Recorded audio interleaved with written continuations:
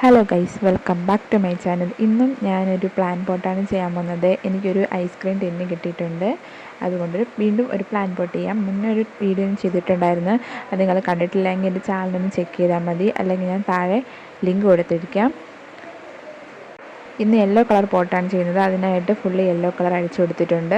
ഇനി ഇതിൽ ഡിസൈൻ വരയ്ക്കാൻ സിമ്പിളായിട്ടുള്ള ഡിസൈൻ വരയ്ക്കാം. എല്ലാവർക്കും വരയ്ക്കാൻ പറ്റുന്ന സാധനമാണല്ലോ പൂവ്. നിറയെ പൂവ് വരയ്ക്കുക. വൈറ്റ് കളർ ഫ്ലവറാണ് ഞാൻ വരയ്ക്കുന്നത്. ഇതുപോലെ നിറച്ച് വരച്ചു കൊടുക്കണം.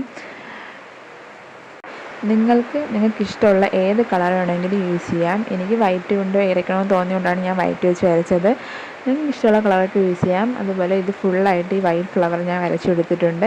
ഇനി ഇതിൻ്റെ നടുവിലായിട്ട് ഒരു ഓറഞ്ച് പെയിൻറ് കൊണ്ട് ഒരു ഡോട്ട് ഇട്ട് കൊടുക്കാം. അപ്പോഴല്ലേ പൂവാകത്തുള്ളൂ.